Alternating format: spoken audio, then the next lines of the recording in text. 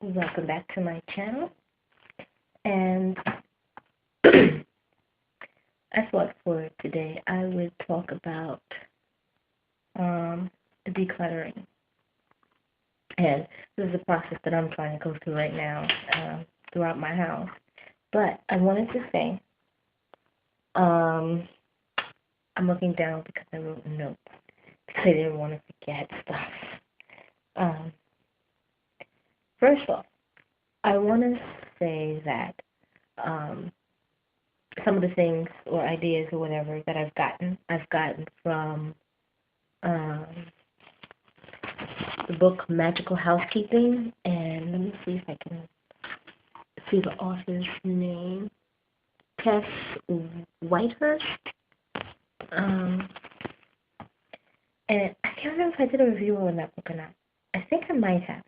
If I didn't, I should. Okay, but anyways, she has this book which is phenomenal. At least I think so. Where she talks about decluttering, she talks about some feng shui, but not just decluttering your home or your surrounding space or to create sacred space, but decluttering within yourself to make sacred space within yourself. And she talks about things, anything from detoxing to mentally decluttering like your emotions or your things in your past that might be making your life stagnant, things like that. Uh, but as I said, I'm trying to take baby steps with things now. I'm not trying to get myself overwhelmed with a bunch of tasks. So, right now I am trying to declutter my surroundings. And I could easily slide into being a hoarder. I find it very difficult to get rid of things. Either it's a little memory attached to something or something that I think, oh, yeah, I want to use that. And I put it away, never use it. Then I see, I'm like, oh, yeah, I wanted to use that. And then I put it away, never use it.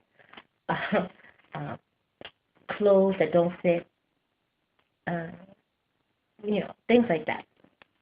And what I've decided to do is declutter in small, tiny steps. And one of the things she actually discusses in her book is um, how to declutter without it becoming like an overwhelming process. Or you look around and there's so much that you have planned to do to declutter, and it becomes overwhelming. And then you become easily discouraged, and then you put it off because it seems like such a taxing task.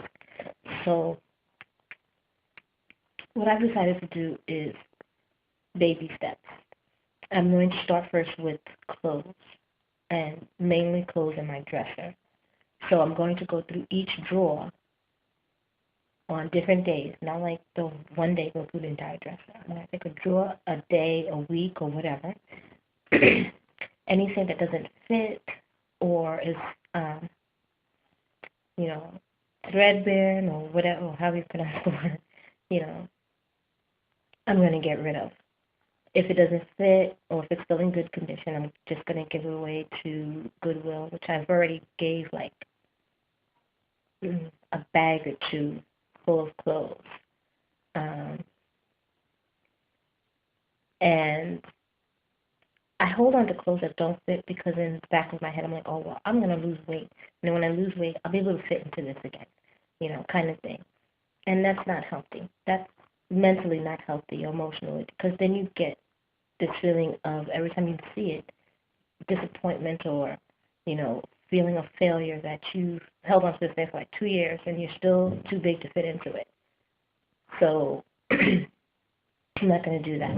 I'm no longer focusing on losing weight anyway. I'm focusing on trying to eat healthier, which I'm in the process. That could happen that I lose weight, but I'm trying to just eat a little more healthier. That I'm doing in baby steps.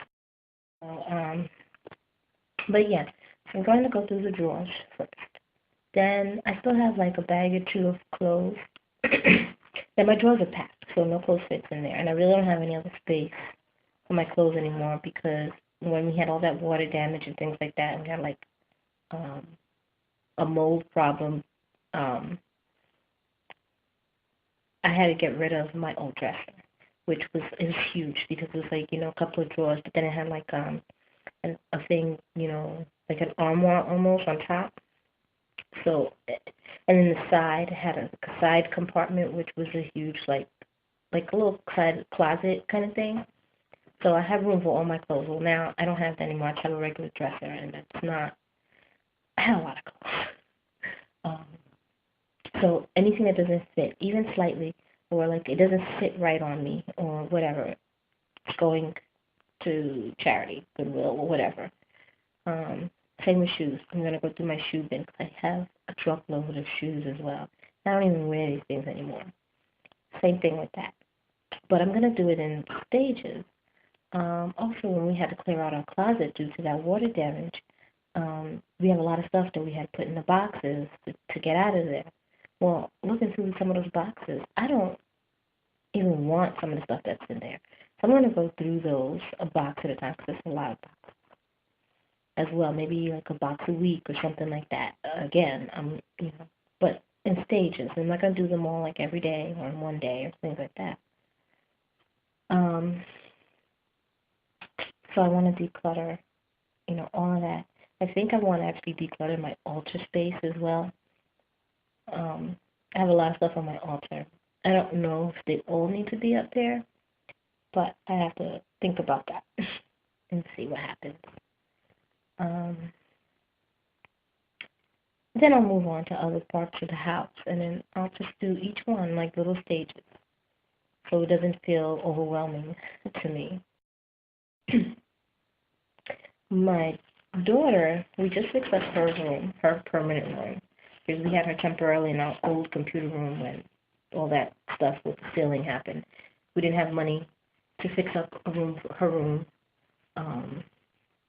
as well as get, the roof fixed and the ceiling and the bedroom fixed, so on and so forth. So we just got her room now carpeted, and we painted the walls, and it looks really nice in there. It's pretty empty. It's not a big room. It's pretty empty because she didn't have furniture, really. She has her toddler bed and her 3 toy bins, which those are full, and she might need another one. And she's getting another piece coming in that my mom and stepfather bought her for it's like an art station. So that'll take up another part, and she has a little fold-out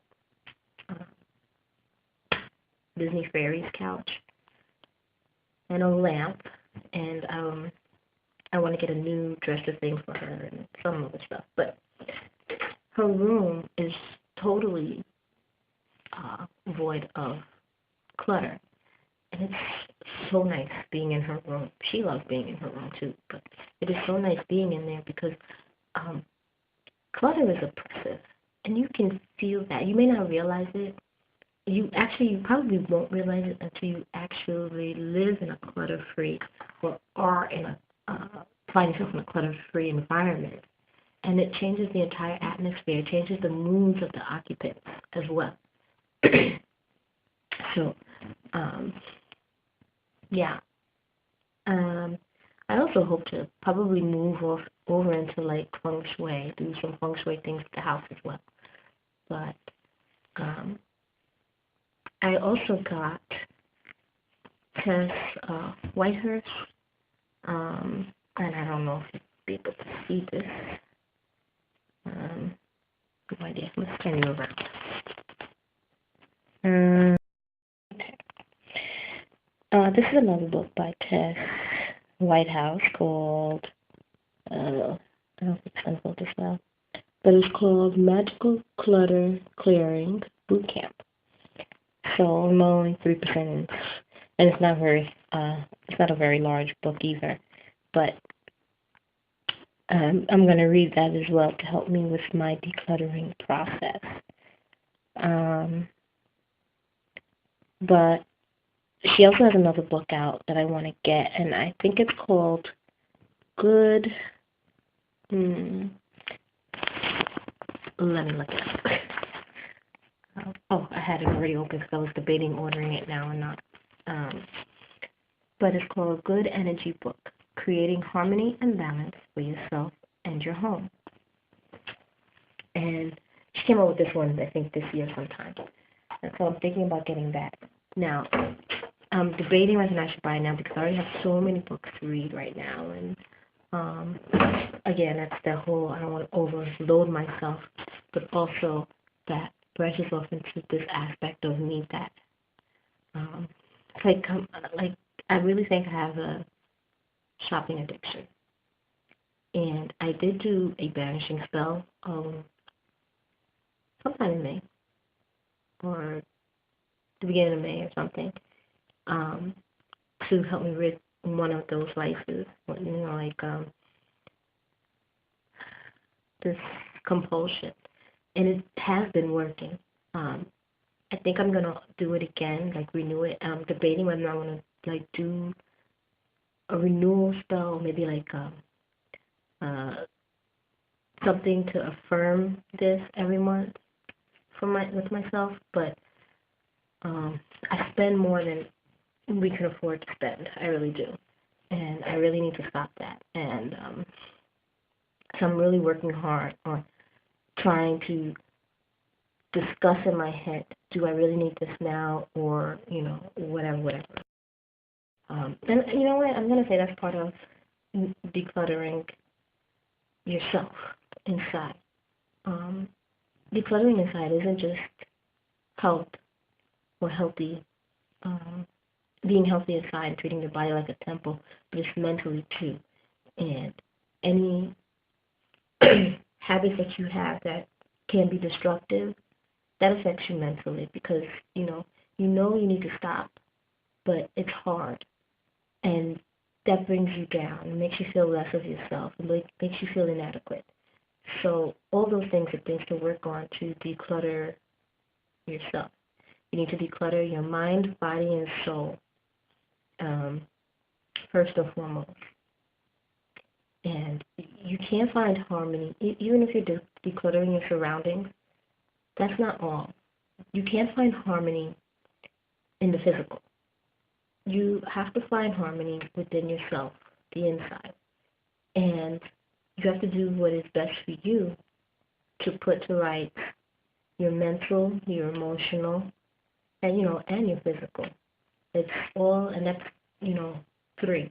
That's like why the Trequatra is my favorite pagan symbol, which I did a video on before. Everything is three for me. You have your mind, body, and soul. You have your emotional, your physical, your mental. It's all a system. And if one is imbalanced, then everything is imbalanced, I think. If one, it just takes that one to throw everything out of whack. So, but yes, I'm getting on to a whole different thing. Decluttering. That's what I'm going to be working on, however long it takes. I'm going to declutter myself, my surroundings. So, thank you for watching.